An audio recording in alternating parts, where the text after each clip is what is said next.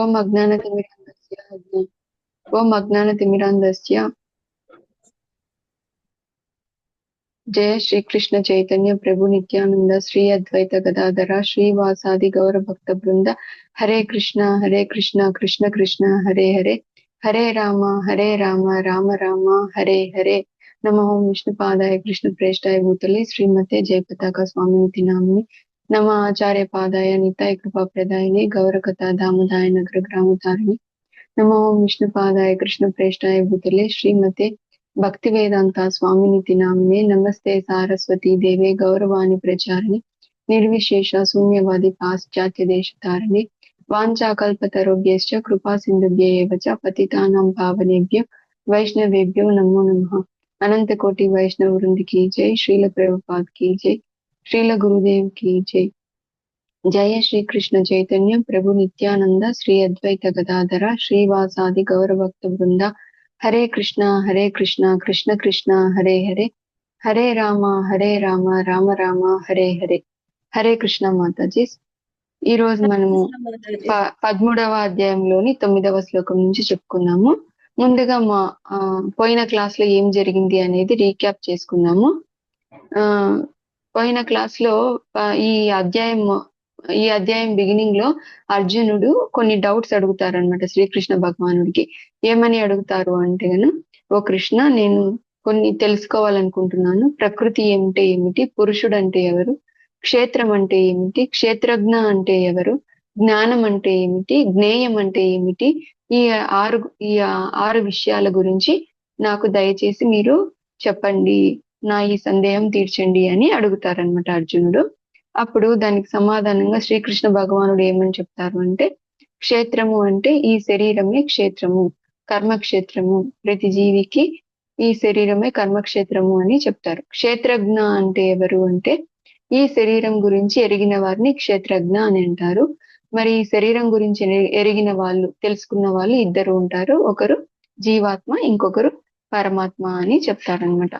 ఆ తర్వాత నేను కూడా ప్రతి జీవి హృదయంలో వసిస్తూ ఉన్నాను, కాబట్టి నేను కూడా క్షేత్రజ్ఞుణ్ణి అని తెలుసుకో అర్జున అని చెప్తారనమాట. కానీ జీవాత్మకి పరమాత్మకి చాలా డిఫరెన్స్ అనేది ఉంది. జీవాత్మ అణు ఆత్మ, పరమాత్మ విభు ఆత్మ.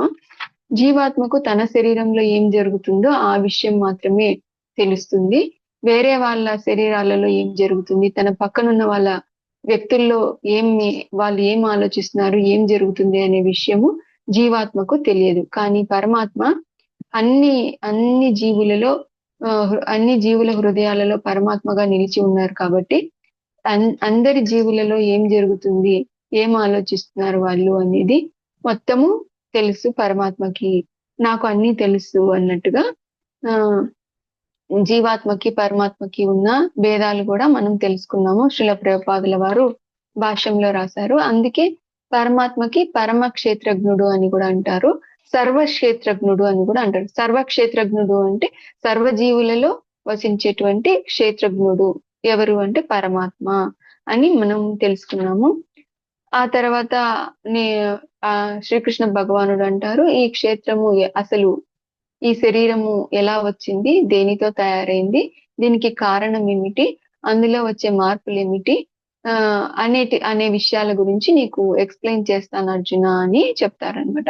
ఆ తర్వాత ఈ విషయాలు నాకంటే ముందు చాలా మంది ఋషులు చెప్పారు, వేదాలలో ఈ విషయాలు రాశారు. ఆ తర్వాత వేదాంత సూత్రాలలో కూడా ఈ జీవుల గురించి మరియు క్షేత్రం గురించి, క్షేత్రజ్ఞ గురించి చెప్పి ఉన్నారు అని చెప్తారనమాట శ్రీకృష్ణ భగవానుడు. అంటే శ్రీకృష్ణ భగవానుడు చెప్పేదే వేదాలలో కూడా రాసి ఉంది.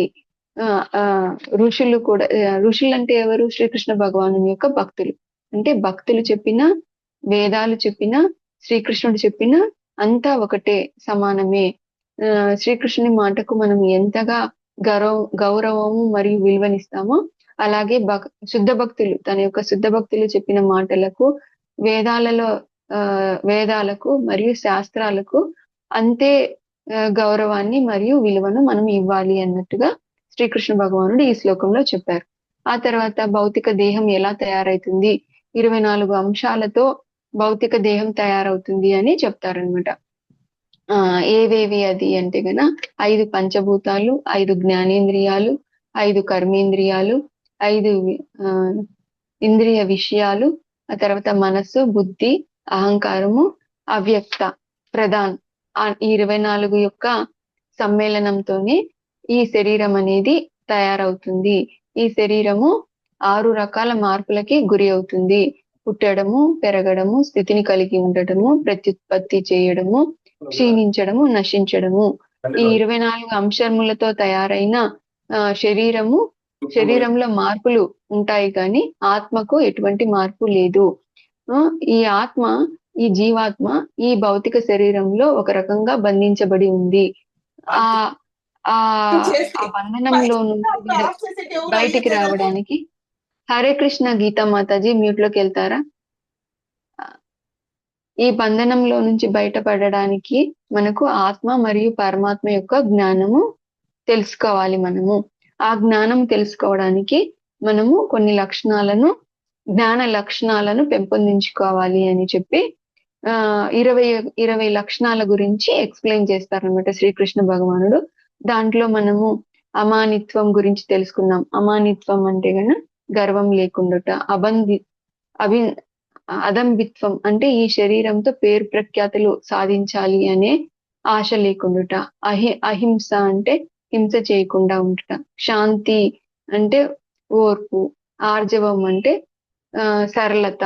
ఆచార్యోపాసనం అంటే మనము ఒక ప్రామాణికమైన ఆధ్యాత్మిక ఆచార్యుని యొక్క శరణు పొందాలి, సేవ చేయాలి అనేది. శౌచం అంటే క్లీన్లీనెస్, అంటే అంతఃశౌచము బహిర్శౌచం 2. స్థైర్యం అంటే స్థిరత్వంగా ఇక్కడ భక్తియుక్త సేవలో నెలకొని ఉండాలి. ఆత్మ నిగ్రహము అంటే కొన్ని తినకూడనివి ఉంటాయి, కొన్ని వినకూడనివి ఉంటాయి, కొన్ని చేయకూడనివి ఉంటాయి, కొన్ని మాట్లాడకూడనివి ఉంటాయి. అవన్నిటిని మనము కంట్రోల్ చేసుకోవాలన్నమాట. ఆత్మ నిగ్రహము అని చెప్తారు. మనకి కృష్ణ చైతన్యానికి ఏవి ప్రతికూలమో వాటిని వదిలేయాలి, ఏవి అనుకూలమో వాటిని గ్రహించాలి అని చెప్తారనమాట. ఇంతవరకు మనం చెప్పుకున్నాము. ఇప్పుడు 9th శ్లోకంకి వెళ్దాము.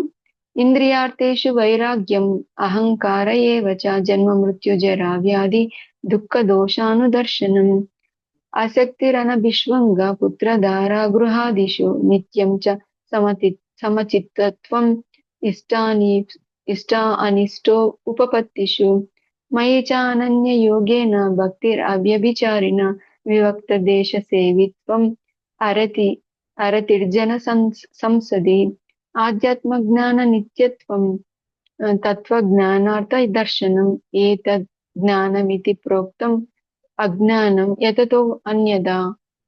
హరే కృష్ణ. ట్రాన్స్లేషన్ చదువుతారా ఎవరైనా? హరే కృష్ణ మాతాజీ. చదవండి మాతాజీ. వినమ్రత, గర్వరాహిత్యము, అహింస, సహనము, సరళత్వము, ప్రామాణికుడైన ఆధ్యాత్మికాచార్యుని ఆశ్రయించి సేవించుట, శౌచము, స్థిరత్వము, ఆత్మ నిగ్రహము, ఇంద్రియార్థముల పరిత్యాగము, అహంకార రాహిత్యము, జన్మ మృత్యు వ్యాధుల దోషమును గుర్తించుట, అనాసక్తి, సంతానము, భార్య, గృహము వంటి బంధముల నుండి విముక్తి, సుఖ దుఃఖములలో సమభావము, సదా నా పట్ల అనన్య భక్తి, నిర్జన ప్రదేశములో నివసించవలన కోరిక, సామాన్య జన సమూహం పట్ల అనాసక్తి, ఆత్మానుభూతి ప్రాముఖ్యతను అంగీకరించుట, పరతత్వం యొక్క తాత్వికాన్వేషణ అను సమస్తమును జ్ఞానముగా, వీటికి అన్యమైనదేదైనను అజ్ఞానమని నేను ప్రకటిస్తుంటిని. హరే కృష్ణ మాతాజీ.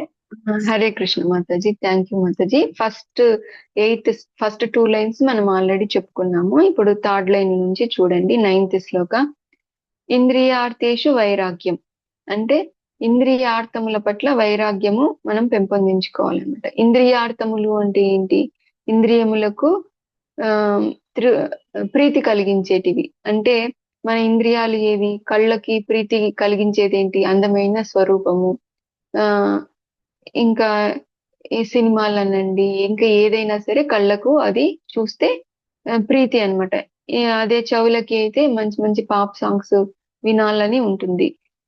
కాబట్టి మనము ఇంద్రియార్థముల వైపు మనం చూడకూడదు అనమాట. చూసామా మనం వాటి గురించి ఆలోచిస్తాం. ఎప్పుడైతే వాటి గురించి ఆలోచిస్తామో మనం మళ్ళీ వాటిని కావాలనుకుంటాం అన్నమాట. వీలైనంత వరకు మనస్సుని ఇంద్రియార్థముల నుంచి దూరంగా ఉంచాలన్నమాట. ఇంద్రియార్థేషు వైరాగ్యము అంటే అదే. మనము ఇంద్రియార్థముల గురించి ఆలోచించకూడదు. ఆలోచించేంత వరకు ఆలోచిస్తే మనకు అవి చేయాలని అనిపిస్తుంది. కాబట్టి మనము నిత్యము కృష్ణ చైతన్యంలో ఉండాలంటే మనము కళ్ళతో శ్రీకృష్ణ భగవానుని దివ్యమంగళ విగ్రహాన్ని చూడాలి. చెవులతో మనము శ్రీకృష్ణ భగవానుని నామ రూప గుణలీలలను వినాలి మరియు కీర్తించాలి. ఇలా మనము మన ఇంద్రియములకు టార్గెట్ వేరే ఇవ్వాలన్నమాట. మనము ఇంద్రియార్థముల బదులు మనము శ్రీకృష్ణుని యొక్క భక్తియుక్త సేవలో మన ఇంద్రియములను వినియోగించినట్లయితే వాటిని మనము కంట్రోల్ చేయగలుగుతాము అని చెప్తున్నారు. ఆ తర్వాత అహంకార అంటే అహంకారము అంటే ఇక్కడ మిథ్యా అహంకారం అన్నమాట. మిథ్యా అహంకారం అంటే మనము మనది కాని వాటిని చూసుకొని మనము అహంకారం చెందడం అన్నమాట. అంటే ఈ భౌతిక జగత్తులు ఏదైనా సరే అది మనది కాదు. మనం అనుకుంటాము ఈ ఇల్లు నాది, ఈ ఈ పని నా వల్లనే జరిగింది, ఈ పిల్లలు నా పిల్లలు, ఈ భర్త భార్య, ఈ ఉద్యోగము ప్రమోషను, ఏ ఉపాధి అయినా సరే అది టెంపరరీనే. ఏ ఉపాధి అయినా సరే అది టెంపరరీనే అవుతుందన్నమాట. ఈ శరీరం ఉన్నంత వరకే అవన్నీ మనతో ఉంటాయి. ఎప్పుడైతే ఈ శరీరము వెళ్ళిపోతుందో అప్పుడు ఆ బంధాలన్నీ వెళ్ళిపోతాయి అన్నమాట. కాబట్టి ఏదైనా సరే అది మిథ్యా అహంకారం, అది మనది కాదనమాట. భార్య భర్త పిల్లలు కూడా భగవంతునికి చెందిన వాళ్ళు. మన రక్షణలో వాళ్ళని ఉంచారు. కాబట్టి మనము వాళ్ళ పట్ల మనకు ఏదైతే బాధ్యత ఉందో అదంతా మనము చెయ్యాలి. అంతేగాని విపరీతమైన అటాచ్మెంట్ అనేది పెంచుకోకూడదు. మరి నిజమైన స్వరూపం ఏంటి మనది? ఇవన్నీ మిథ్యా అహంకారం అని చెప్తున్నారు. మరి మన నిజమైన ఐడెంటిటీ ఏంటి అంటే జీవేర స్వరూపహై కృష్ణేర నిత్యదాస్. మనము శ్రీకృష్ణుని యొక్క అంశలము, శ్రీకృష్ణుని యొక్క బిడ్డలము. కాబట్టి మనము శ్రీకృష్ణ భగవానుని యొక్క సేవకే ఉద్దేశించబడినము. శ్రీకృష్ణుని యొక్క దాసులము. అదే మన నిజమైన ఐడెంటిటీ. అది ఏ జన్మలో అయినా సరే, ఈ జన్మలో అయినా సరే, ఏ జన్మలో అయినా సరే, ఎప్పటికైనా సరే మనము భగవంతుని యొక్క అంశలం. అది మన పర్మనెంట్ ఐడెంటిటీ అన్నమాట. ఆ తర్వాత జన్మ మృత్యు జరా వ్యాధి దుఃఖ దోషాను దర్శనం. అంటే జన్మ మృత్యు జరా వ్యాధులను మనము దుఃఖములుగా మనము దర్శించగలగాలి. నా యొక్క నిజమైన ప్రాబ్లమ్స్ ఈ జన్మ మృత్యు జరా వ్యాధి అనేది మనకు అర్థం అవ్వాలన్నమాట. మనకు ఇది జన్మ గురించి మనకు తెలియదు. ఎందుకంటే మనము తల్లి గర్భంలో ఎటువంటి ఇబ్బందులు పడినాము అనేది మనకు అన్ని మర్చిపోతాం. ఎప్పుడైతే తల్లి డెలివరీ అవుతుందో బిడ్డని, ఆ శిశువు గర్భంలో ఎంతటి వేదనను అనుభవించింది, ఆ గాలి ఆడకుండా ఒక టైట్ కంపార్ట్మెంట్ లో బేబీకి ఎంత ఇబ్బందిగా ఉంటుంది అనేది శాస్త్రాలలో చెప్పినారు. కానీ ఎప్పుడైతే బేబీ డెలివరీ అవుతుందో అంతా ఆ నరకయాతనంతా మర్చిపోతుంది అనమాట. కాబట్టి జన్మించడం అనేది కష్టమని మనకు అర్థం కాకపోవచ్చు. మృత్యువు అంటే మృత్యువు మన దగ్గరికి వచ్చినప్పుడు మన ఇంద్రియములు ఏవి పని చేయవు. ఆ నొప్పి అనేది చెప్పడానికి, మనం ఎవరికైనా ఇంత బాధ ఉంటుంది అని చెప్తే కదా ఎదుటి వాళ్ళకి తెలుస్తుంది. కానీ అది చెప్పడానికి కూడా మనకు ఆ టైంలో ఆ శక్తి ఉండదన్నమాట. కానీ శాస్త్రాలలో ఏమని రాయబడింది అంటే గన, మృత్యువు అంటే మరణ సమయంలో మనకి కొన్ని వేల తేళ్లు ఒకేసారి కుడితే ఎంతటి బాధ కలుగుతుందో అంత బాధ ఉంటుంది ఆత్మ శరీరాన్ని విడిచిపెట్టి వెళ్ళేటప్పుడు అని రాసుందనమాట. కాబట్టి ఆ విషయం కూడా, ఆ బాధ కూడా మనకి తెలియదు. మనం అనుభవిస్తాము కానీ ఎదుటి వాళ్ళు మనం ఎదురుగా మన వాళ్ళు చనిపోయేటప్పుడు చూస్తాము, కానీ వాళ్ళ బాధ అనేది మనకి అర్థం అవ్వదు. కాబట్టి ఈ జన్మ మృత్యువు గురించి మనము పెద్దగా తెలియదు, వీటి గురించి మనకు బాధ. కానీ శాస్త్రాలలో ఇవి ఎంతో బాధాకరమైన సంఘటనలు అని రాశారనమాట. జర అంటే ముసలితనం. దీని గురించి మనకి కొంచెం అర్థమవుతుంది. ముసలితనంలో మనము ఏది చేయాలనుకున్నా చేయలేము. ఏం తిన్నా అది అరగదు. ఎక్కడ ఒక జర్నీ చేసినా మనకి ఏదో ఒక రోగం వస్తుంది. ఆ గాలి మారినా, వాటర్ మారినా, కొంచెం ఎండ ఎక్కువైనా, కొంచెం చలి ఎక్కువైనా మన బాడీలో ఏవో ఒక వ్యాధి, డిసీజ్ అనేది వస్తుందన్నమాట. కాబట్టి దీని గురించి మనకి కొంచెం ఐడియా ఉంటుంది. కానీ వ్యాధి అంటే మనం ఎవరము మనకి రోగం రావాలని కోరుకోము. కానీ కూడా అది వచ్చే టైంకి వస్తుందన్నమాట. కాబట్టి మన నిజమైన ప్రాబ్లమ్స్ ఏంటి అంటే మన ఆత్మ ఎల్లప్పుడూ ఈ జన్మ, మృత్యు, జరా, వ్యాధి చక్రంలోనే తిరుగుతుంది. ఒక దేహం తర్వాత ఇంకొకటి, ఆ దేహం తర్వాత ఇంకొకటి.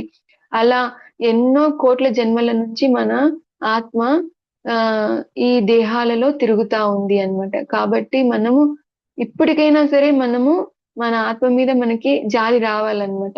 జాలి వచ్చి ఇవే నిజమైన ప్రాబ్లమ్స్. ఇవే నాకు ఆహ్, ఈ ఈ ప్రాబ్లమ్స్‌నే నేను ఫస్ట్ టార్గెట్‌గా చూసుకోవాలి అనేది మనం అర్థం జేసుకోవాలి.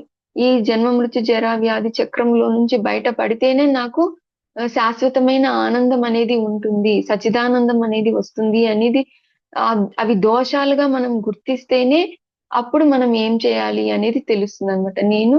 ఆహ్, నీ సచ్చిదానందమైన స్వరూపము అంటే శ్రీకృష్ణ భగవానుని లాంటి శరీరం నాకు రావాలి అంటే నేను భక్తియుక్త సేవ చేయాలి. ఆ శ్రీకృష్ణునికి, గురువుకు శరణాగతి పొందాలి అనేది మనకు అర్థమైతుందన్నమాట. కాబట్టి జన్మ, మృత్యు, జరా, వ్యాధి, దుఃఖ దోషాను దర్శనం. వాటిని దోషాలుగా మనము దర్శించాలి అని చెప్తున్నారన్నమాట. నెక్స్ట్ 13వ లక్షణము అసక్తిర్. అంటే మనము ఆహ్, ఈ భౌతికమైన విషయాల పట్ల ఆసక్తిని తగ్గిచ్చాలి.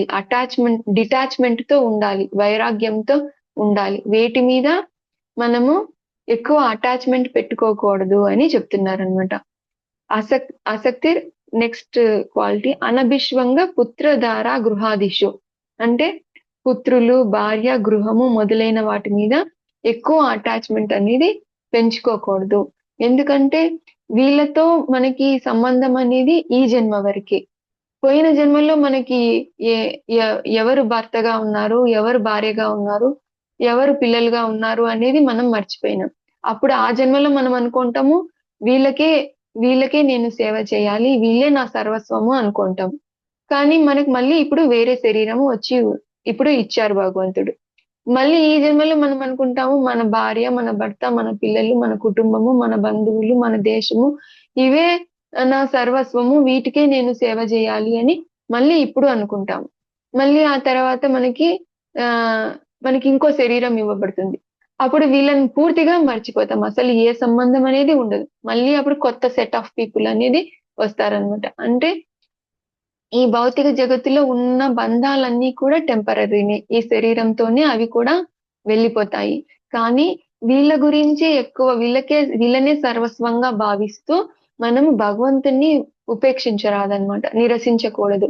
ఎందుకు అంటే మనం ఎన్ని శరీరాలు మారినా మనతో పాటు నిజంగా వచ్చేది ఎవరు అంటే పరమాత్మ మాత్రమే మనతో పాటు ఎన్ని శరీరాలు మారినా మనకు మానవ శరీరం వచ్చినా, లేదా జంతువు శరీరం వచ్చినా, చీమ శరీరం వచ్చినా, దోమ శరీరం వచ్చినా, ఇంకా వేరే ఏ శరీరమైనా రాని కాక మనతో పాటు నిత్యము మన తోడుగా వచ్చేది ఎవరు అంటే పరమాత్మ. అటువంటి భగవంతుని యొక్క సేవను, భగవంతుని నిరసించకూడదు. అలాగని మనము పిల్లల్ని, భర్తని, భార్యని వదిలేయమని చెప్పట్లేదు. మన బాధ్యతగా మనము ఎంత చేయాలో వాళ్ళకి అంతా చేస్తూ భక్తియుక్త సేవ కూడా చేయాలి అని చెప్తున్నారనమాట. నిత్యం చ చిత్తత్వం. ఇష్ట అయిష్ట ఇష్ట అనిష్టో ఉపపత్తిషు. మనకు ఇష్టమైనది దొరికినా కూడా, మనకు ఇష్టం లేనిది దొరికినా కూడా మనము వాటిని స్వీకరించక తప్పదు. మనము ఒక బాధ్యతలాగా అది తీసుకొని స్వీకరించి సమచిత్తంతో ఉండాలి. ఎందుకు అంటే ఏదైనా సరే టెంపరరీనే అని చెప్పి మనము ఒక ఆలోచన అయితే మనకు ఉండాలి అని చెప్తున్నారనమాట. తర్వాత నెక్స్ట్ 16th క్వాలిటీ ఏంటి అంటే మైచ అనన్య యోగేన భక్తిర్ అవ్యభిచారిణి. అంటే నా యందు అనన్యమైన భక్తి, శ్రీకృష్ణ భగవానుని పట్ల అనన్యమైన భక్తి, మరియు అవ్యభిచారమైన భక్తి, అంటే డిస్ట్రాక్షన్స్ ఏమీ లేదు. మనకు ఒకటే ఒక లక్ష్యం ఏంటి అంటే ఆ శ్రీకృష్ణ భగవానునికి ప్రీతిని చెయ్యాలి. మనము శ్రీకృష్ణుని తృప్తి పరిస్తే ఆ శ్రీకృష్ణుని తృప్తిలోనే మన ఆనందము, మన సంతృప్తి ఉంది అనేది మనము తెలుసుకొని భక్తియుక్త సేవలో నిరంతరము అనన్యమైన భక్తియుక్త సేవలో మనము ఏ డిస్ట్రాక్షన్స్ లేకుండా ఉండాలి అని చెప్తున్నారు. యాక్చువల్ గా పైన ఇది 16వ లక్షణము, పైన 15 లక్షణాలు చెప్పినారు. ఆ తర్వాత ఇంకా 3 లక్షణాలు చెప్తారు. ఆ అన్నిట్లోకి మోస్ట్ ఇంపార్టెంట్ క్వాలిటీ మనం పెంపొందించుకోవాల్సింది ఏంది అంటే గన శ్రీకృష్ణ భగవానునికి అనన్యమైన భక్తియుక్త సేవ చెయ్యాలి. ఎటువంటి ఆటంకాలు లేకుండా నిరంతరము భక్తియుక్త సేవలో నెలకొనాలి. ఇదే టాప్ మోస్ట్ క్వాలిటీ మనం ప్రతి ఒక్క జీవుడు పెంపొందించుకోవాల్సింది. ఈ ఒక్క క్వాలిటీ మనము తెచ్చుకున్నాము అంటే పైన ఉన్న 15 క్వాలిటీలు, తర్వాత వచ్చే 3 క్వాలిటీలు అన్ని కూడా ఆటోమేటిక్ గా వస్తాయి అని చెప్తారనమాట. ఇవన్నీ పైన ఉన్న లక్షణాలన్నీ ఉండి మనము భక్తియుక్త సేవ చేయలేదు అంటే గన అవి అన్ని ఆ లక్షణాలేవి మనకు నిలబడవు. ఎందుకంటే ఎన్ని గొప్ప లక్షణాలు ఉన్నా సరే ఏదైనా ఒక బ్యాడ్ అసోసియేషన్ కంటిన్యూస్ గా మనం వచ్చింది అంటే గన మనలో ఉన్న లక్షణాలన్నీ పోయి వారి యొక్క లక్షణాలు మనకు వస్తాయి అన్నమాట. అదే మనం భక్తిలో స్థిరంగా ఉంటే ఎన్ని బ్యాడ్ అసోసియేషన్ వచ్చినా కూడా టెంపరీగా మనము జారినా కూడా భక్తిలో జారిపోయినా కూడా మళ్ళీ ఆధ్యాత్మిక శక్తి వల్ల మనము ఖచ్చితంగా ఆ హరినామాన్ని జపిస్తున్నాం కదా, ఆ శక్తి వల్ల మళ్ళీ మనము మన లక్షణాలని పెంపొందించుకోగలుగుతాం. కాబట్టి ఈ అన్ని లక్షణాల్లోకి మెయిన్ గా మనము అలవరుచుకోవాల్సింది ఏంటి అంటే భక్తియుక్త సేవ, ఆ హరే కృష్ణ మహామంత్ర జపము అనేది మనము ఖచ్చితంగా ఏ డిస్ట్రాక్షన్ లేకుండా చేయాలి అని చెప్తున్నారు. ఆ తర్వాత వివిక్త దేశ సేవిత్వం, అంటే నిర్జన ప్రదేశాలలో ఉండాలనే కోరిక. అంటే ఇప్పుడు అలా కోరిక పెంపొందించుకోమన్నారు భగవంతుడు అని చెప్పి మనం అన్నిటిని వదిలేసి లోన్లీ ప్లేస్కి వెళ్ళి జపమో తపస్సో చేసుకోమని కాదు. ఇక్కడ మీ ప్రభుపాదుల వారు ఏం చెప్తున్నారు అంటే ఎల్లప్పుడూ మనం భక్తుల యొక్క సాంగత్యంలో ఉండాలి. అప్పుడే మనము మన కృష్ణ చైతన్యంలో ఎటువంటి ఆటంకం లేకుండా మనం నిర్విరామంగా భక్తియుక్త సేవ చేయొచ్చు అనేది చెప్తున్నారు అనమాట. ఆ తర్వాత అరతిర్జన సంసది, అంటే సామాన్యుల యొక్క సాంగత్యాన్ని ఎక్కువగా కోరుకోకూడదు అనమాట. అంటే ఎవరైతే భౌతిక విషయాల పట్ల ఎక్కువగా ఆసక్తులై ఉన్నారో అటువంటి వాళ్ళతో మనం సాంగత్యం చేసినామంటే మనకు వాటి మీద ఎక్కువ కోరిక అనేది, ఇంద్రియ భోగం చేయాలి అనే ఆలోచన అనేది ఎక్కువగా వస్తుందన్నమాట. కాబట్టి మనము వీలైనంత వరకు మన ఉద్యోగరీత్యా మనము ఎంతో మందితో కలిసి పనిచేయాల్సి వస్తుంది. అది ఎంతవరకు అవసరమో అంతవరకు మనము చేయాలి. అనవసరంగా టైం ని మనము వేస్ట్ చేసుకోకూడదు అనమాట. మనకి కృష్ణ చైతన్యంకి ఏదేది అనుకూలమో అవి మాత్రమే మనము చేయాలి. ఆ తర్వాత ఆధ్యాత్మ జ్ఞాన నిత్యత్వం, నిత్యము మనము ఈ ఆధ్యాత్మిక జ్ఞానం గురించి పఠించాలి మరియు కీర్తించాలి అని చెప్తున్నారు. ఆధ్యాత్మిక జ్ఞానాన్ని పెంపొందించుకోవడానికి ఉత్సుకతతో ఉండాలి అని చెప్తున్నారు అనమాట. తత్వ జ్ఞానార్థ దర్శనం, అంటే తత్వం యొక్క జ్ఞానం యొక్క అర్థం, అంటే వాటి యొక్క నిజమైన మీనింగ్ ఏంటో అది మనము దర్శించుకోవాలన్నమాట, తెలుసుకోవాలి. అంటే మనం ఈ భగవద్గీత అయినా సరే, భాగవతమైనా సరే, వేదాలైనా సరే, శాస్త్రాలైనా సరే మొత్తం చదివి మనం ఏం తెలుసుకోవాలో దాని గురించి తెలుసుకోవాలి. ఏం తెలుసుకోవాలి? శ్రీకృష్ణ భగవానుడు దేవాతి దేవుడు, నేను శ్రీకృష్ణ భగవాను యొక్క అంశను, అతనికి భక్తియుక్త సేవ చేయడమే నా ప్రథమ ధర్మము అనేది తెలుసుకోలేకపోతే జ్ఞానం అంతా చదివినా కూడా వేస్టే అని చెప్తున్నారు అనమాట. ఈ ఏతద్ జ్ఞానమితి ప్రోక్తం అజ్ఞానం యతతోన్యత, ఈ 20 లక్షణాలు జ్ఞానము. ఇది కాకుండా మిగతా ఏదైనా ఉంటే అది అంతా అజ్ఞానమే అని చెప్పి శ్రీకృష్ణ భగవానుడు చెప్తున్నారు. శ్రీల ప్రభుపాదుల వారు కూడా ఈ జ్ఞానం అంతా మనకు దేనికోసము, మొదట శ్లోకాలలో చెప్పినారు కదా శరీరం గురించి. ఆ శరీరంలో ఆత్మ 24 రకాల అంశములతో కూడిన శరీరంలో ఆత్మ ఒక రకంగా బంధించబడి ఉంది. ఈ జ్ఞానం ద్వారా ఈ లక్షణాలను పెంపొందించుకోవడం ద్వారా మనము ఆ శరీరం నుంచి, ఆ జన్మ మృత్యు జరా వ్యాధి నుంచి బయటపడగలుగుతాము అని చెప్పి వెంటనే మనకి జ్ఞానాన్ని శ్రీకృష్ణ భగవానుడు ఇస్తున్నారనమాట. ప్రభుపాదుల వారు కూడా భాష్యంలో ఏం రాస్తున్నారో చూడండి. ఈ జ్ఞానము కర్మక్షేత్రంలోని 24 అంశముల అంత ప్రక్రియ కాకుండా ఆ అంశముల యొక్క బంధముల నుండి విముక్తి చెందుటకు గల నిజమైన మార్గము ఇదే. బద్ధజీవి 24 తత్వములతో తయారు చేయబడిన అచ్చాదనము వంటి దేహములో బంధించబడి ఉండును. ఇక్కడ వర్ణించబడిన జ్ఞాన విధానం అనేది అతడు దాని నుండి బయటపడుటకు గల మార్గము. ఈ జ్ఞానం ద్వారా మనము ఈ శరీరం యొక్క జన్మ మృత్యు జరా వ్యాధి నుంచి బయటపడగలుగుదుము అని చెప్తున్నారు అనమాట. తర్వాత మనకి 8వ శ్లోకంలో చెప్పినట్లు 8వ శ్లోకంలో తెలుపబడినట్లు ఆధ్యాత్మిక ఆచార్యుని అంగీకరించవలెనను నియమము కూడా మిక్కిలి ప్రధానమైనది. ఈ 20 లక్షణాల్లో 2 మెయిన్ ఉన్నాయి. ఏంటి అంటే ఆధ్యాత్మిక ఆచార్యుణ్ణి మనము ఆశ్రయించాలి, శ్రీకృష్ణ భగవానునికి భక్తియుక్త సేవ నిరంతరంగా చెయ్యాలి. ఈ 2 చేస్తే మిగతా లక్షణాలు కూడా ఆటోమేటిక్ గా వస్తాయి. గురువు కంపల్సరీ మనము భగవంతుని యొక్క కృప మనకు రావాలి అంటే ఒక ప్రామాణికమైన ఆధ్యాత్మిక ఆచార్యుని ఆశ్రయించి సేవించి అతని ద్వారా జ్ఞానాన్ని తెలుసుకొని అతని యొక్క ఆధ్వర్యంలో మనము భక్తియుక్త సేవ చేయాలి. అంతేగాని నేను హరే కృష్ణ మహామంత్రం నేను జపం చేస్తాను, నాకు ఏ గురువు వద్దు, నేను డైరెక్ట్ గా కృష్ణుని దగ్గరికి వెళ్తాను అంటే అది కుదరదనమాట. శ్రీకృష్ణుడు తన దగ్గరికి రావడం కోసమే తన అంతరంగ సేవకులను ఈ జ్ఞానాన్ని మనకు ఇవ్వడం కోసమే తన మోస్ట్ ఇంటిమేట్ డిసైపుల్స్ భక్తులను, తన అంతరంగ సేవకులను ఆధ్యాత్మిక గురువులుగా మన దగ్గరికి పంపిస్తారనమాట. కాబట్టి శ్రీకృష్ణ భగవానుని యొక్క కృప మనకు ఆధ్యాత్మిక ఆచార్యుని రూపంలో వస్తుందన్నమాట. కాబట్టి మనము భగవంతుడికి ఎంతనైతే మనము గౌరవము సేవను చేస్తామో ఆధ్యాత్మిక ఆచార్యునికి కూడా భగవంతునితో సమానంగా గౌరవము మరియు సేవ అనేది చేయాలి.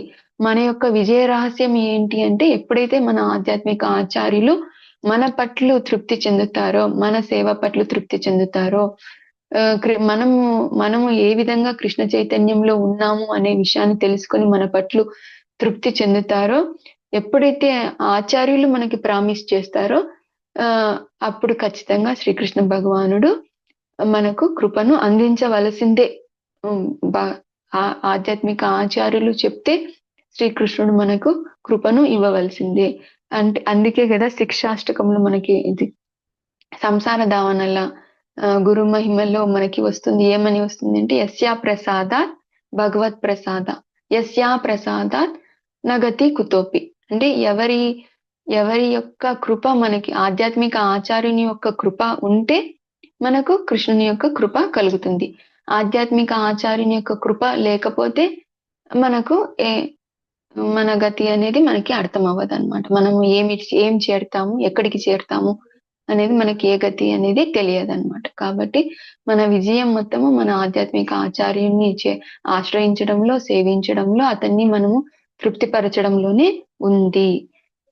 ఇది చాలా ఇంపార్టెంట్ లక్షణము అని చెప్పి ఆచార్యోపాసనము అనేది చాలా ఇంపార్టెంట్ లక్షణము మనం పెంపొందించుకోవాల్సింది అనేది శ్రీల ప్రభుపాదుల వారు భాష్యంలో చెప్తున్నారు అనమాట.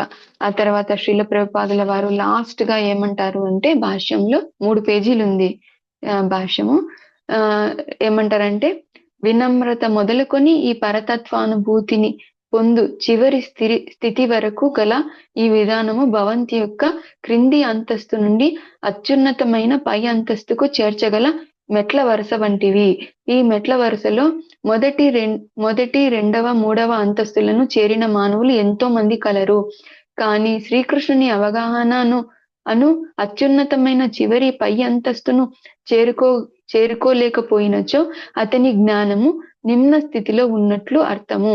ఎవరైనాను భగవానునితో పోటీ పడుతూ అదే సమయంలో ఆధ్యాత్మిక జ్ఞానమున ప్రగతిని సాధింపదలిచినచో తప్పక నిరాశకు గురి కావాల్సి వచ్చును. ఈ శ్లోకంలో స్పష్టముగా తెలుపబడినట్లు నిజమునకు వినయము లేకుండా అవగాహనను పొందుట పడదని స్పష్టంగా చెప్పబడినది. తాను భగవానుడనని భావించుట దురహంకారముకు చిహ్నము. మానవుడు ఎల్లప్పుడూ ప్రకృతి నియమములచే ఎల్లప్పుడూ పీడించబడుతున్నను అజ్ఞానముతో నేనే భగవానుడు అని భావించును. కనుకనే అమానిత్వము లేక వినమ్రత అనేది జ్ఞానముకు ప్రథమ మెట్టు. మానవుడు వినమ్రుడై తాను పరమ పురుషునికి సేవకుడనని ఎరుగవలెను. పరమ పురుషుని పట్ల తిరుగుబాటు స్వభావం చేతనే మానవుడు భౌతిక ప్రకృతికి ఆధీనుడగును. కనుక ఈ సత్యమును ప్రతి ఒక్కరూ ఎరిగి దానిని పూర్తిగా విశ్వసించవలెను. వినమ్రతతో మొదలుకొని శ్రీకృష్ణునికి చేయు భక్తియుక్త సేవ.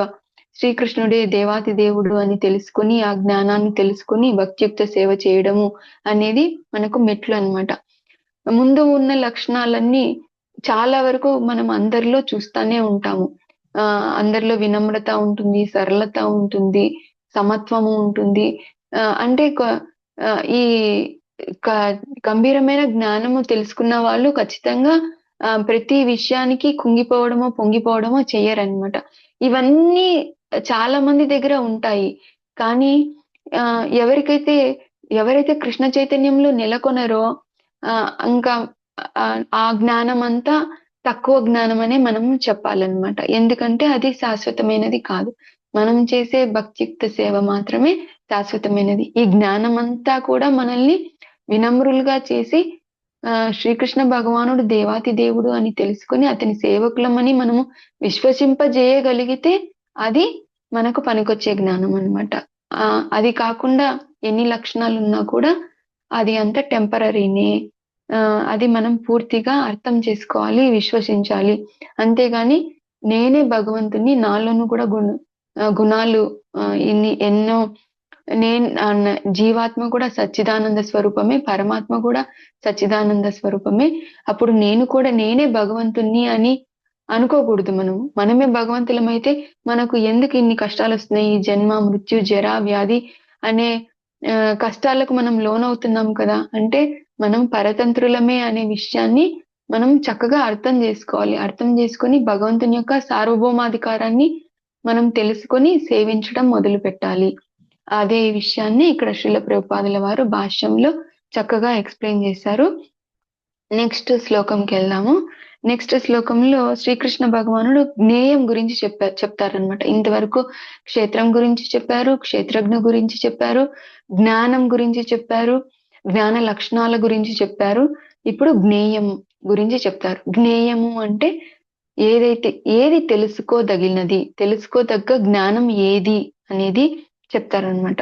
జ్ఞేయం యత్ ప్రవక్ష్యామి యత్ జ్ఞాత్వా అమృతమశ్నుతే అనాది మత్పరం బ్రహ్మ నసత్త నాసదుచ్యతే. హరే కృష్ణ. 13th శ్లోకం ట్రాన్స్లేషన్ ఎవరైనా చెప్తారా? హరే కృష్ణ మాతాజీ. మాతాజీ చెప్పండి మాతాజీ. దేనిని తెలుసుకోవడం ద్వారా నీవు అమృతాన్ని ఆస్వాదిస్తావో అట్టి తెలుసుకోదగిన దానిని నీకు ఇప్పుడు వివరిస్తాను. అది లేనిది నాకు ఆధీనమైనది అయిన బ్రహ్మము ఈ ఈ ఈ భౌతిక జగత్తు యొక్క కార్యకారణాలకు అతీతంగా ఉంటుంది. హరే కృష్ణ మాతాజీ. హరే కృష్ణ మాతాజీ. థ్యాంక్ యూ మాతాజీ. ఇక్కడ జ్ఞేయం గురించి నేను చెప్తాను అర్జున. దీన్ని తెలుసుకోవడం ద్వారా నువ్వు అమృతాన్ని పొందుతావు. అంటే అమృతాన్ని పొందడము అంటే ఏంటి అంటే, అమృతం అంటే ఒక కుండలో అమృతం ఉంటుంది, అది తాగడము అది కాదు. అమృతం అంటే మృత అంటే మృతి లేని స్థితి, అంటే ముక్తిని పొందుతావు. ఈ జన్మ, మృత్యు, జర, వ్యాధి భరితమైన భౌతిక జగత్తు నుంచి నువ్వు ముక్తిని పొందుతావు ఈ జ్ఞానాన్ని, ఈ జ్ఞేయం తెలుసుకోవడం వల్ల. జ్ఞేయం అంటే ఏంటి అంటే, ఏదైతే తెలుసుకోదగినది దాన్ని జ్ఞేయం అంటారనమాట. ఏది తెలుసుకోదగినది? ఆత్మ ఎవరు, పరమాత్మ ఎవరు, భగవంతుడు ఎవరు, వారికి మనకు ఉన్న కనెక్షన్ ఏంటి, మనం ఎందుకు ఈ శరీరంలో బంధించబడి ఉన్నాము, అనేది విషయము. ఆ విషయాల యొక్క జ్ఞానాన్ని తెలుసుకోవడమే జ్ఞేయము. అది తెలుసుకొని నువ్వు దాని పట్ల ఆచరిస్తే నువ్వు అమృతమశ్నుతే, అమృతత్వాన్ని పొందుతావు, మృతత్వం పోతుంది అని చెప్తారనమాట. ఆ తర్వాత సెకండ్ లైన్ లో ఇప్పుడు జ్ఞేయంలో ఆత్మ గురించి పరమాత్మ గురించి చెప్తాను అని చెప్పి శ్రీకృష్ణ భగవానుడు సెకండ్ లైన్ లో జీవాత్మ గురించి చెప్పారనమాట. జీవాత్మ ఏంటి అంట? అనాది మత్పరం బ్రహ్మ. బ్రహ్మ అంటే ఇక్కడ జీవాత్మ. జీవాత్మ అనాదిగా మత్పరం, నాకు ఆధీనుడుగా ఉంది. అంటే జీవాత్మ అనేది నాకు సబార్డినేట్, నాతో ఈక్వల్ కాదు, నాకంటే పెద్ద స్థాయి కాదు, నాకంటే గొప్పది కాదు. జీవాత్మ ఎప్పుడు నా యొక్క సబార్డినేటే. అనాది కాలంగా ఎప్పటి నుంచి జీవాత్మ ఉందో అప్పటి నుంచి కూడా మనము పరమాత్మకు అంశలమే, సబార్డినేట్సే అని చెప్తున్నారనమాట, సేవకులమే. అనాది మత్పరం బ్రహ్మ, ఇది చాలా ఇంపార్టెంట్. ఈ లైన్ బాగా అర్థం చేసుకోండి. నసత్తన్నాసదుచ్యతే, ఈ భౌతిక జగత్తుకు జీవాత్మ అనేది అతీతంగా ఉండాలి. యాక్చువల్ గా మనమంతా భగవద్ధామంలో ఉండాలి, కానీ మనము సపరేట్ గా ఎంజాయ్ చేయాలనుకున్న మనస్తత్వం ఉంది కృష్ణునితో కాకుండా. నేను ఎందుకు యజమానిగా ఉండకూడదు అనే మనస్తత్వం వల్ల మనకు ఈ శరీరము ఆపాదించబడింది. అంతేకాని ఇక్కడ కూడా ఈ శరీరంలో కూడా మనము శ్రీకృష్ణ భగవానుని యొక్క సబార్డినేట్సే అని చెప్పి చెప్తున్నారనమాట శ్రీకృష్ణ భగవానుడు ఈ శ్లోకంలో. అనాది కాలం నుంచి ఆత్మ నాకు పరమై ఉంది, అనాది మత్పరం బ్రహ్మ అనేది చెప్తున్నారనమాట. ఇలా జీవాత్మ యొక్క స్థితి గురించి ఎక్స్ప్లెయిన్ చేశారు శ్రీకృష్ణ భగవానుడు. నెక్స్ట్ 14th శ్లోకం నుంచి పరమాత్మ గురించి ఎక్స్ప్లెయిన్ చేస్తారనమాట. 14th శ్లోకం చూడండి. సర్వతః పాణిపాదం తత్ సర్వతోక్షి శిరోముఖం సర్వత్రః శృతిమల్లోకే సర్వమావృత్య తిష్టతి. హరే కృష్ణ. 14th శ్లోకం ట్రాన్స్లేషన్ ఎవరైనా చదువుతారా? హరే కృష్ణ. చదవండి మాతాజీ. సర్వత్రా అతని హస్తములను, పాదములు, నయనములు, శిరములు, ముఖములు, కర్ణములు వ్యాపించి ఉన్నవి. ఈ విధముగా పరమాత్మ సర్వమును ఆవరించి నిలిచి ఉందెను. హరే కృష్ణ మాతాజీ. ఈ శ్లోకంలో శ్రీకృష్ణ భగవానుడు పరమాత్మ సర్వవ్యాపకము అని చెప్తున్నారనమాట. సర్వత్రః అతనివి ఏమి వ్యాపించి ఉన్నాయంట? సర్వత్రః పాణి పాదం. సర్వత్రః ఎక్కడ చూసినా అతని చేతులు ఉన్నాయంట. సర్వత్రా అతని పరమాత్మ పాదములు ఉన్నాయంట. సర్వతోక్షి, ఎక్కడ చూసినా అతని కళ్ళు, ప్రతి చోట అతని కళ్ళు ఉన్నాయంట, కళ్ళు చూస్తున్నాయంట. ప్రతి చోట అతని తలలు ఉన్నాయంట, ప్రతి చోట అతని ముఖములు ఉన్నాయి, ప్రతి చోట అతని చెవులు ఉన్నాయి. అన్ని వింటున్నారు, అన్ని చూస్తున్నారు, అన్ని మనము ఏదైనా ఆఫర్ చేస్తే అది తీసుకుంటున్నారు. సర్వమావృత్య తిష్టతి, మొత్తం ఈ భౌతిక జగత్తునంతా నేను ఆవరించి ఉన్నాను అని చెప్పి చెప్తున్నారనమాట. మనం అనుకోవచ్చు, మనం ఏదైనా సీక్రెట్ చెప్పాలంటే చెవులో పోయి చెప్తాము అని, ఎవరికి తెలియదు అని మనం అనుకోవచ్చు. కానీ మనము సీక్రెట్ వేరే వాళ్ళ చెవులో చెప్పేక ముందే మన హృదయంలో ఉన్నప్పుడే ఆయన మన హృదయంలోనే పరమాత్మగా ఉన్నారు. అప్పుడే నువ్వు ఏం చెప్పాలనుకుంటున్నావో అది తెలుసు. మనము ఎవరు లేరులే, ఈ తప్పు చేసేయొచ్చు అని అనుకోవచ్చు, కానీ అన్ని చోట్ల అతని కళ్ళు మనల్ని చూస్తున్నాయి. ఆ తర్వాత అన్ని చోట్ల అతని చేతులు ఉన్నాయి. అంటే అతను ఏదైనా చేయగలుగుతాడనమాట. మనము మనం నేను ఇక్కడ మాట్లాడుతున్నాను అనుకో, నేను పక్క రూమ్ లో ఉండే వాళ్ళతో మాట్లాడలేను, లేదా బయట ఉండే వాళ్ళతో నేను మాట్లాడలేను. నేను ఇక్కడ మాత్రమే మాట్లాడగలుగుతున్నాను. కానీ పరమాత్మ ఇక్కడ ఉన్న వాళ్ళతో మాట్లాడగలుగుతారు, బయట ఉన్న వాళ్ళతో మాట్లాడగలుగుతారు, ఇంకా వేరే ఊర్లో ఉండే వాళ్ళతో కూడా, ఎక్కడైనా ఉన్నా కూడా ఆయన ఒకేసారి ఒకే సమయంలో అందరితో ప్రతిస్పందించగలుగుతాడనమాట. మనం ఇక్కడ ఏదైనా మన చేతులతో పని చేస్తుంటే మనము పక్క రూమ్ లో ఆ పని చేయలేము. అట్లా కాబట్టి జీవుడు పరమాత్మ ఎప్పుడు ఒకటి కాదనమాట. సర్వ వ్యాపకుడు పరమాత్మ మాత్రమే. జీవుడికి జీవాత్మ సర్వవ్యాపకమైనది కాదు. తనకి ఈ శరీరంతో మాత్రమే ఏం జరుగుతుంది అనేది తెలుస్తుంది. ఈ శరీరంతో మాత్రమే ఏం చేయగలుగుతాడో అది చేస్తాడనమాట. అది నేను అంతటా వ్యాపించి ఉన్నాను, నేను అంతటా ఆవరించి ఉన్నాను. నా చేతులు, కాళ్ళు, నా కళ్ళు, నా చెవులు, అన్ని, నా ముఖము, నా శిరస్సు, అన్ని చోట్ల ఈ జగత్తు మొత్తము వ్యాపించి ఉంది. ఆధ్యాత్మిక జగత్ అయితే ఏమి, భౌతిక జగత్ అయితే ఏమి, అన్ని చోట్ల నేను వ్యాపించి ఉన్నాను అని చెప్తున్నారు అనమాట. దీనికి ఉదాహరణగా ప్రభుపాదుల వారు భాష్యంలో ఏం చెప్తారు అంటే, ఇప్పుడు సూర్య భగవానుడు ఉన్నాడు, మధ్యాహ్నము సూర్య భగవానుడు ఉన్నాడు అనుకోండి. ఎక్కడ ఉన్నాడు సూర్యుడు అని నన్ను అడిగితే గన నేను నా నన్నెత్తిన ఉన్నాడు అని చెప్తాను. అదే హైదరాబాద్ లో ఒక మాతాజీ ఉందనుకోండి, ఆమెకు ఫోన్ చేసి ఇప్పుడు సూర్యుడు ఎక్కడున్నారు అంటే ఆమె ఏమంటుంది, నా నన్నెత్తినే ఉన్నారు అని అంటుంది. కానీ ఒకే సూర్యుడే అన్ని దగ్గరలా ఎలా వ్యాపించి ఉన్నాడో అలాగే శ్రీకృష్ణ భగవానుడు కూడా తన అచింత్యమైన శక్తి ద్వారా, తన సర్వశక్తివంతుడు కదా భగవానుడు అంటే, సర్వశక్తిమాన్ కాబట్టి అతను ఎలాగైనా, ఎక్కడైనా, ఎప్పుడైనా, అన్ని చోట్ల వ్యాపించి ఉండగలుగుతాడనమాట. యాక్చువల్ ఇక్కడ ప్రభుపాదుల వారు ఇక్కడ భాష్యంలో ఏం రాస్తున్నారంటే, బ్రహ్మ సమితిలో ఒక శ్లోకం గురించి చెప్పారనమాట. గోలోక ఏవ నివసత్య అఖిలాత్మ భూత.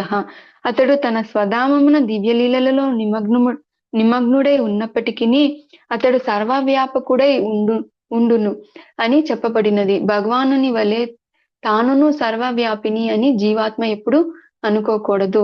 ఈ శ్లోకం పరమాత్మకే ఉద్దేశించబడినది అని చెప్తున్నారనమాట. భగవంతుడు శ్రీకృష్ణుడు ఎల్లవేళలా తన నిజధామమైన ఆధ్యాత్మిక జగత్తులోని గోలోక బృందావనంలో తన నిత్య లీలలలో దివ్య ఆనందాన్ని అనుభవిస్తూ ఉంటారు. అట్ ద సేమ్ టైం తన శక్తులతో మరియు తన స్వాంశ రూపములతో, పరమాత్మ రూపంతో అట్ ద సేమ్ టైం అన్ని దగ్గరలా వ్యాపించి ఉంటారు. అది ఎలా సాధ్యము అంటే, అది భగవంతుడు కాబట్టి, ఆయనది అచింత్యమైన శక్తి కాబట్టి, ఆయన సర్వశక్తిమంతుడు కాబట్టి, అతనికి సాధ్యం కానిది ఏది లేదు కాబట్టి ఇలా చేయగలుగుతాడు. కానీ జీవాత్మ ఎప్పుడు ఇలా చేయలేదు.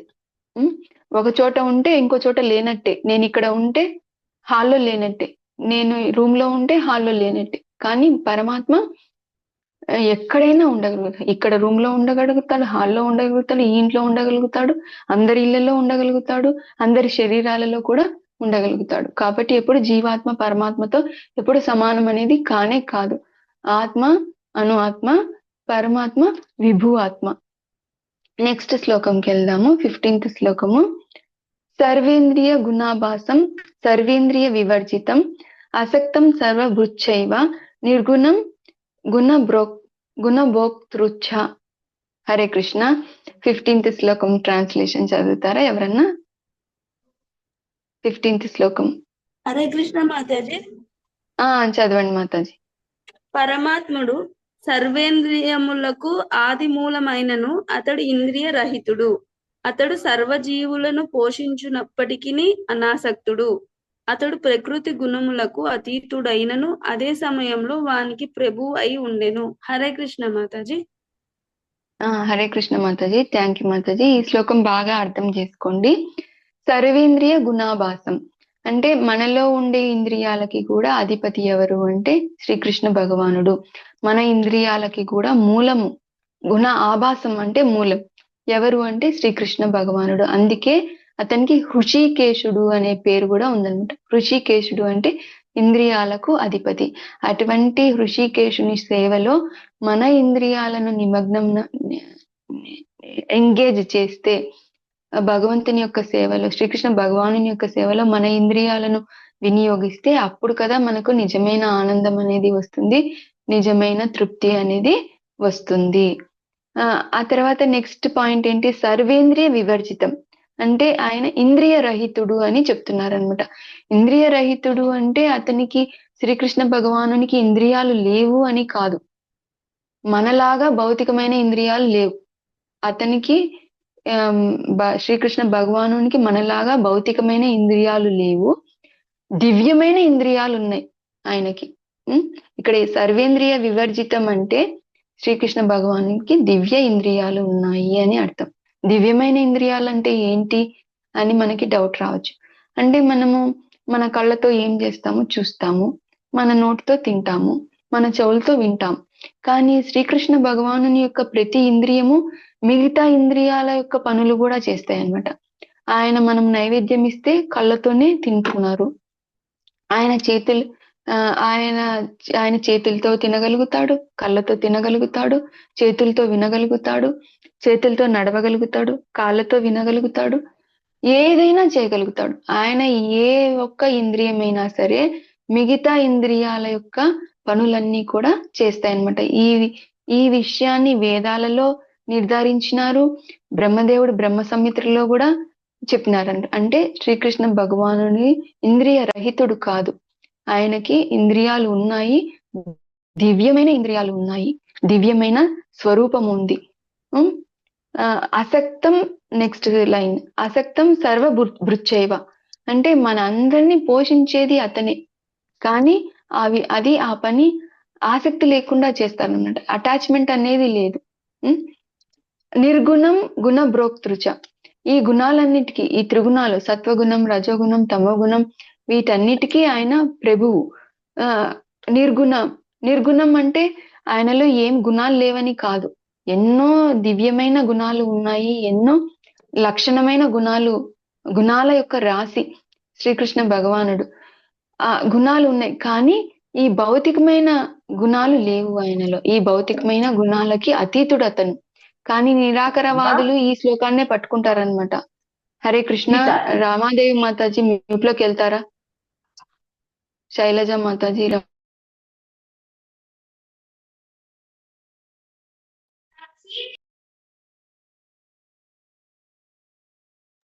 హరే కృష్ణ మాతాజీ. నేను నిరాకారవాదులంతా కూడా ఈ శ్లోకాన్ని పట్టుకొని భగవంతుడు ఇంద్రియ రహితుడు, భగవంతుడు నిర్గుణుడు, అతనికి రూపము లేదు, ఇంద్రియములు లేవు అని చెప్పి అలా మాట్లాడతారనమాట. యాక్చువల్ మీనింగ్ ఏంటి ఈ శ్లోకంకి అంటే, భగవంతునికి భౌతికమైన ఇంద్రియాలు లేవు, భౌతికమైన గుణాలకి అతను అతీతుడు, అతనికి ఎన్నో దివ్య ఇంద్రియాలు ఉన్నాయి, ఎన్నో దివ్య లక్షణాలు కూడా ఉన్నాయి, కానీ మనము వాటిని చూడలేము, అర్థం చేసుకోలేము. మనవి ఈ భౌతికమైన ఇంద్రియాలు కాబట్టి, కలుషితమైన ఇంద్రియాలు కాబట్టి భగవంతుని యొక్క దివ్యమంగళ స్వరూపాన్ని మనము చూడలేకున్నాము, అతని గుణాలను మనము అర్థం చేసుకోలేకున్నాము. కానీ ఎప్పుడైతే మనము భక్తియుక్త సేవ చేస్తామో, హరే కృష్ణ మహామంత్రాన్ని జపం చేసి మన హృదయం ప్యూరిఫికేషన్ అవుతుందో, ఎప్పుడైతే మన ఇంద్రియాలు ప్యూరిఫై అవుతాయో, అప్పుడు ఒక్కొక్కటిగా మెల్లగా మనకు భగవంతుడికి రూపం ఉంది, భగవంతునికి ఇంద్రియాలు ఉన్నాయి, భగవంతుని యొక్క నామరూప గుణలీలలను మనం కూడా అర్థం చేసుకోగలుగుతాం. మన ఫాల్ట్ మనలో ఉందన్నమాట. మన ఇంద్రియాలకు దివ్యమైన స్వరూపాన్ని చూసే శక్తి లేదు, కాబట్టి మనము భగవంతుడికి రూపమే లేదు అని అంటున్నాము. కాదు, భగవంతునికి దివ్యమైన రూపం ఉంది, దివ్యమైన లక్షణాలు కూడా ఉన్నాయన్నమాట. ఇక్కడ ప్రభుపాదుల వారు కూడా భాష్యంలో ఏం రాస్తున్నారో ఒకసారి చూడండి. అతడే జీవులందరికీ పోషకుడు మరియు సమస్త కార్యకలాపములకు సాక్షి, పరమ పురుషుడు ఎల్లప్పుడూ దివ్యుడని మనము వైదిక గ్రంథముల నుండి తెలుసుకుందాము. మనము అతని శిరస్సును, ముఖమును, హస్తములను, పాదములను చూడలేకున్నాము, వాటన్నిటినీ అతడు కలిగి ఉన్నాడు. మనము ఆధ్యాత్మిక స్థితికి ఉద్ధరించబడినప్పుడే భగవానుని దివ్య రూపమును చూడగలుగుదుము. ప్రస్తుత పరిస్థితులలో మన ఇంద్రియములు భౌతిక కాలుష్యములచే ప్రభావితములై ఉండుట చేత మనము అతని దివ్య రూపమును చూడలేకపోతుంటిమి. కనుకనే భౌతికత్వముచే మరింత అధికముగా ప్రభావితులై కలుషితులై ఉండేటి నిరాకారవాదులు పరమ పురుషుని అవగాహన చేసుకోలేరు. నిరాకారవాదులు భగవంతుని అవగాహన చేసుకోలేరు. ఒక సింపుల్ లాజిక్ చెప్తానండి. ఇప్పుడు మనం ఉన్నాము, మన నీడ ఉంటుంది, మనలో ఏమైతే ఉన్నాయో మన నీడలో అవే ఉంటాయి, అవునా? నీడకు కాళ్ళు చేతులు అన్నీ ఉండి నిజమైన దానికి కాళ్ళు చేతులు లేవు అని అంటే మీరు ఒప్పుకుంటారా? మనం ఏదైతే ఉన్నామో మన నీడలో అవే ఉంటాయి. మనకు కాళ్ళు ఉంటే మన నీడలో కాళ్ళు ఉంటాయి. మనకు చేతులు ఉంటే మన నీడలో చేతులు ఉంటాయి. మనకు ముఖము ఉంటే మన షాడోలో ఆ ముఖము ఉంటుంది. అంతే మరి. మనమంతా భగవంతుని యొక్క అంశలము. ఈ భౌతిక జగత్తు అనేది అంతా ఆధ్యాత్మిక జగత్తు యొక్క ప్రతిబింబము. అక్కడ ఏది ఉంటే ఇక్కడ అదే ఉంటుందన్నమాట. కాబట్టి ఆ అక్కడ శ్రీకృష్ణ భగవానునికి కాళ్ళు చేతులు ఇంద్రియాలు గుణాలు అన్ని ఉన్నాయి కాబట్టి మనకి కూడా ఇక్కడ అవి ఉన్నాయి అని మనం అర్థం చేసుకోవాలి. నెక్స్ట్ శ్లోకంకి వెళ్దాము. 16th శ్లోకము. బహిరంతశ్చ భూతానం అచరం చరమేవచ సూక్ష్మత్వాత్ తద్ అవిజ్ఞేయం దూరస్థం చాంతికే చ తత్. హరే కృష్ణ. 16th శ్లోకం ట్రాన్స్లేషన్ చదువుతారా ఎవరన్నా? హరే కృష్ణ మాతాజీ. చదవండి మాతాజీ. పరమ పురుషుడు కదలనివి అయిన సకల జీవుల బయట లోపల ఉంటాడు. సూక్ష్మమైన కారణంగా అతడు చూడడంలో లేదా తెలుసుకోవడంలో భౌతికేంద్రియ శక్తికి అతీతుడు. అతి దూరంలో ఉన్నప్పటికీ అతడు అందరికీ దగ్గరగా కూడా ఉన్నాడు. హరే కృష్ణ మాతాజీ. హరే కృష్ణ మాతాజీ. థ్యాంక్ యూ మాతాజీ. ఈ శ్లోకంలో ఇంకా చెప్తున్నారు, బహిరంతశ్చ భూతానం అచరం చరమేవచ. నేను అందరి హృదయాల్లో ఉన్నాను, నేను లోపల ఉన్నాను, బయట ఉన్నాను.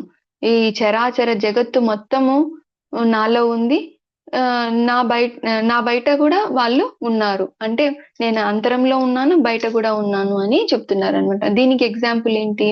ఒకసారి శ్రీకృష్ణ భగవానుడు మన్ను తింటాడు. అప్పుడు యశోదామాత ఏమంటుంది, కృష్ణ నువ్వు మన్ను తిన్నావని అందరూ కంప్లైంట్ చేస్తున్నారు, ఏది నీ నోరు చూపి అని అంటుందన్నమాట. అప్పుడు శ్రీకృష్ణ భగవానుడు ఏం చేస్తే నోరు పెద్దగా తెరుస్తారనమాట. అప్పుడు యశోదామాత శ్రీకృష్ణ భగవాను నోట్లో ఏం చూస్తుంది? అనంత కోటి బ్రహ్మాండాలు చూస్తుంది. ఆ బ్రహ్మాండాలలో మన విశ్వం చూస్తుంది, ఆ విశ్వంలో భూమండలం చూస్తుంది, ఆ భూమండలంలో బృందావనం చూస్తుంది, ఆ బృందావనంలో మళ్ళీ యశోదామాత నోరు తెరిచు అని అడిగే కృష్ణుడు నోరు తెరిచేది కూడా కనిపిస్తుంది. అంటే శ్రీకృష్ణుడి ఉదరంలోనే అనంతకోటి బ్రహ్మాండాలు ఉన్నాయి. మరి శ్రీకృష్ణుడు ఎక్కడున్నాడు? బృందావనంలో ఉన్నాడు. బృందావనం ఎక్కడుంది?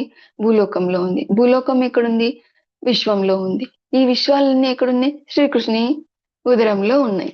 అంటే అతను అన్నిటి లోపల ఉండగలుగుతాడు, అన్ని బయట కూడా ఉండగలుగుతాడు. మనం అలా ఉండలేం. మనము ఈ గది లోపల ఉన్నామంటే గది బయట లేనట్టే. కానీ శ్రీకృష్ణ భగవానుడు అలా కాదు. ఆయన ఎక్కడైనా ఎప్పుడైనా ఎలానైనా అన్ని చోట్ల సర్వవ్యాపి అయి ఉన్నారు. అది భగవంతుని యొక్క అచింత్యమైన శక్తి. బహిరంతశ్చ భూతానం అచరం చరమేవచ సూక్ష్మత్వాత్ తద్ అవిజ్ఞేయం. ఇది సూక్ష్మమైన జ్ఞానం కాబట్టి మీరు అర్థం చేసుకోలేకపోతున్నారు. సూక్ష్మ స్థితిలో ఉన్నాను కాబట్టి మీరు అర్థం చేసుకోలేకపోతున్నారు. దూరస్థం శాంతి కేచతి. నేను ఎంతో దూరంలో నా నిజధామంలో ఉన్నా కూడా నేను మీకు సమీపంలో కూడా ఉన్నాను అన్నట్టు. అంటే శ్రీకృష్ణ భగవానుడు తన నిజధామంలో తన దివ్యమైన లీలలలో ఉంటూ దివ్యమైన ఆనందాన్ని పొందుతున్నారు. మనకి ఎంతో దూరంగా ఉన్నారు. ఎందుకున్నారు? మనకు భక్తి లేదు, మనం సపరేట్ గా ఎంజాయ్ చేయాలనుకుంటున్నాము కాబట్టి మన కోరిక మీదకే ఇక్కడికి పంపించినారు. అంతేకాకుండా మనకి దగ్గరలో కూడా ఉన్నారు. మనకి భగవంతుడి కంటే దగ్గర ఇంకెవరు లేరు. ఎందుకు అంటే మన హృదయంలోనే పరమాత్మ రూపంలో ఉన్నారు. ఎందుకున్నారు? మనం కాదనుకొని వెళ్ళిపోయినా సరే తండ్రి కదా, మనల్ని వదులుకోలేరు. కాబట్టి అంత దూరంలో ఉన్న మనకు అత్యంత సమీపంలో కూడా ఉన్నారనమాట. అలా శ్రీకృష్ణుని కృపను మనము చూడాలి. అతని యొక్క ప్రేమను మనము అర్థం చేసుకోవాలి. అంటే నేను మీకు ఎంతో దూరంలో కూడా ఉన్నాను, నేను మీకు ఎంతో సన్నిహితంగా కూడా ఉన్నాను అని చెప్పి శ్రీకృష్ణ భగవానుడు చెప్తున్నారనమాట. నెక్స్ట్ శ్లోకంకి వెళ్దాము. అవిభక్తం చ భూతేషు విభక్తమివ చ స్థితం భూత భర్తృచ తద్జ్ఞేయం గ్రసిష్ణు ప్రభవిష్ణు చ. హరే కృష్ణ. 17th శ్లోకం ట్రాన్స్లేషన్ ఎవరైనా చదువుతారా? హరే కృష్ణ మాతాజీ. చదవమంటారా? చదవండి మాతాజీ. పరమాత్ముడు సమస్త జీవులలో విభజింపబడినట్లు కనిపించినను అతడు ఎన్ననూ ఎన్నడూను విభజింపబడడు. అతడు ఒక్కడుగానే నిలిచి ఉండును. అతడు జీవులందరికీ పోషకుడైనను అందరికిని కబలించునది మరియు వృద్ధి చేయునది అతడేనని అవగాహన చేసుకొనవలెను. హరే కృష్ణ మాతాజీ. హరే కృష్ణ మాతాజీ. థ్యాంక్ యూ మాతాజీ. ఇంకా కూడా భగవంతుడు చెప్తున్నారు, ఇంకా ఏమని చెప్తున్నారు, అవిభక్తం చ భూతేషు విభక్తమివ చ స్థితం. అంటే నేను ప్రతి ఒక్క జీవి హృదయంలో పరమాత్మలాగా ఉన్నాను అంటే నేను విభజించబడి ఉన్నానా? కాదు, అవిభక్తం. నేను అవిభక్తం అని చెప్తాను. నేను విభజించబడినట్లు కనిపించినా కూడా నేను ఒక్కటే, నేను ఒక్కడిగానే ఉన్నాను. అంటే ఇక్కడ భగవంతుడు ఏం చెప్తానంటే, మనం ఉన్నాం అనుకోండి, మనం ఇక్కడ ఒక పని చేస్తున్నాము, మనం ఇక్కడ ఒక పని చేస్తున్నాం అనుకోండి, మనం ఇంకా వేరే పని మనము చేయలేము. కానీ భగవంతుడు 1,00,000 పనులు లేదా 1,00,000 పనులు ఒకేసారి ఒకే టైంలో చేయగలుగుతారు. ఇప్పుడు నాతో ఈ క్లాసు చెప్పిస్తున్నారు, ఇంకొకరు ఇంకో పని చేస్తూ ఉంటారు. అలా 1,00,000 మందితో ఒకేసారి ప్రతిస్పందిస్తారు, అది కూడా 100% ప్రతిస్పందిస్తారు. అంటే పూర్ణ పురుషోత్తముడిగా ఇక్కడ ఉన్నాడు, అదే పూర్ణ పురుషోత్తముడిగా ఇంకొక కార్యం చేస్తాడు, అదే పూర్ణ పురుషోత్తముడిగా ఇంకొక భక్తుడితో ప్రతిస్పందిస్తుంటాడు ఒకే టైంలో. అంటే అవిభక్తం, విభజించినట్లు మనకి కనిపిస్తున్నా కూడా నేను అవిభక్తము అని చెప్తున్నారనమాట. ఇప్పుడు ఒక మాతాజీ ఇంట్లో వంట చేస్తుంది అనుకోండి, అప్పుడే ఫోన్ మోగింది, ఆమె వంట చేస్తుంటుంది, ఫోన్ మాట్లాడుతుంటుంది. అప్పుడే వాళ్ళ పాప వచ్చి అమ్మ నాకు ఇది కావాలా, నాతో ఇది చెప్పు అని అంటుంది. అప్పుడు ఆమె చైతన్యం ఏమైతుంది, మూడిటికి విభజించబడుతుంది. కొంచెం చైతన్యము వంట మీద, కొంచెం ఫోన్ మాట్లాడడంలో, కొంచెము వాళ్ళ పాపకి సమాధానం చెప్పడంలో మన చైతన్యము విభజించబడుతుంది. వంట 100% చేయలేము, ఫోన్ 100% మాట్లాడలేము, ఆ పాపతో 100% మనము ప్రతిస్పందించలేము. కానీ భగవంతుడు ప్రతి ఒక్కరితో అన్ని సమయాల్లో అన్ని చోట్ల అందరితో 100% ప్రతిస్పందించగలుగుతాడు. ఎందుకంటే భగవంతుడు పూర్ణ పురుషోత్తముడు, అవిభక్తం కాబట్టి అలా చేయగలుగుతారు. భూత భర్తృచ తజ్ఞేయం గ్రసిష్ణు ప్రభవిష్ణుచ. అంటే నేను ఈ జీవులందరికీ నేనే పోషణని కల్పిస్తున్నాను. అట్లా అట్ ద సేమ్ టైం గ్రసిష్ణు, వాళ్ళని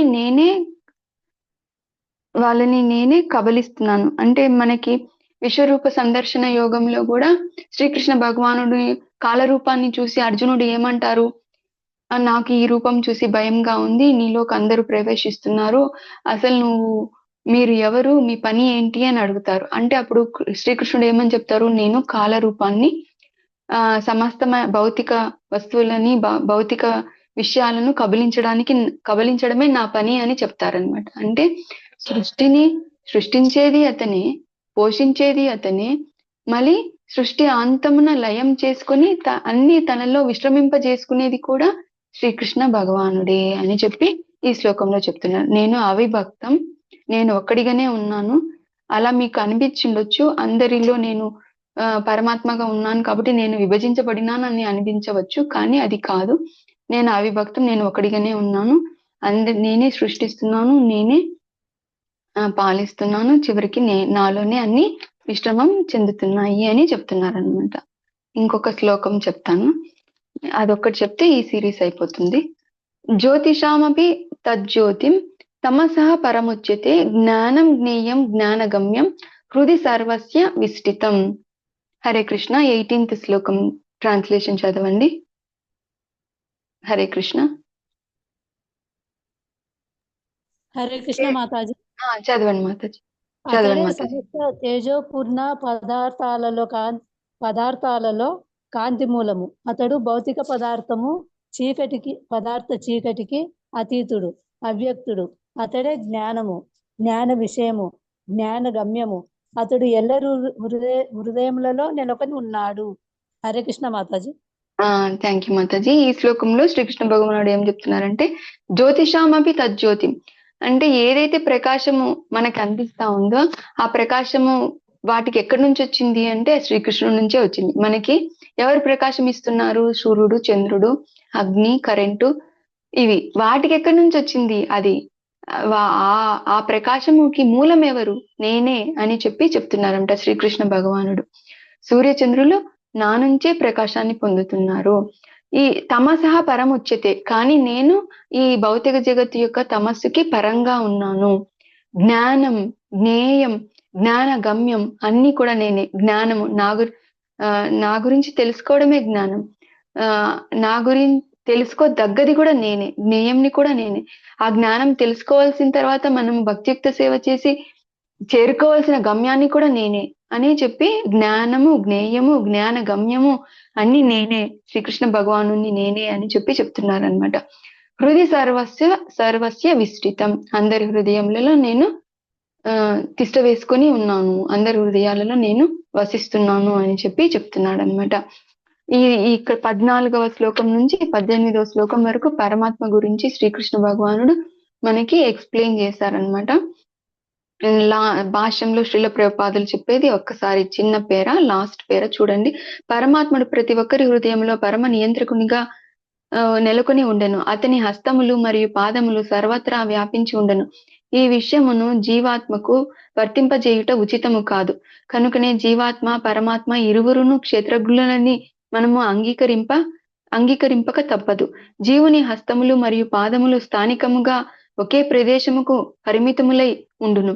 కానీ శ్రీకృష్ణ భగవానుని హస్తములు మరియు పాదములు సర్వత్రా వ్యాపించి ఉండును. ఆ దేవదేవుడే సమస్త జీవులకు ప్రభువు. కనుకనే అతడు సమస్త జీవులకు చరమ ఆశ్రయం కూడా అతనే. కనుక పరమాత్మ జీవాత్మలు ఎల్లప్పుడూ భిన్నులేనని మనం అంగీకరించాలి అని చెప్తున్నారన్నమాట. నేను నిరాకారవాదులంతా ఏమంటారు? నేను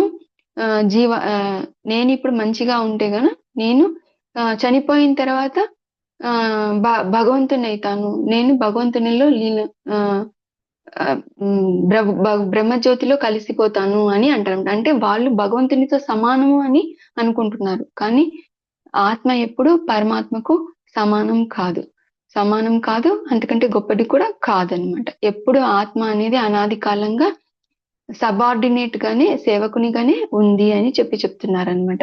అటువంటి పరమాత్మను మనము, అటువంటి భగవంతుని మనము నామరూప గుణలీలని తెలుసుకోవాలంటే భక్తియుక్త సేవ ద్వారానే మనం తెలుసుకోగలుగుతాము అని 19వ శ్లోకంలో చెప్తారు.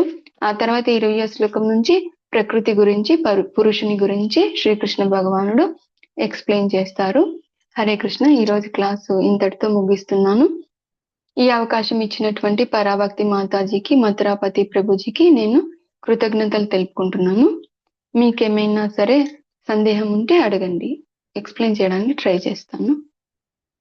హరే కృష్ణ మాతాజీ అండ్ హరే కృష్ణ ప్రభుజీ. దండవత్ ప్రణామం. హరే కృష్ణ. నేను కంటిమాల వేసుకోవాలనుకుంటాను మాతాజీ. హరే కృష్ణ. జపం చేస్తున్నారా మాతాజీ? హరే కృష్ణ మహామంత్రం జపం చేస్తున్నారా? చేస్తున్నా మాతాజీ. కంటిమాల వేసుకోవాలనుకుంటున్నాను మాతాజీ. మరి నియమాలు పాటిస్తున్నారా? 4 నియమాలు పాటిస్తున్నారా?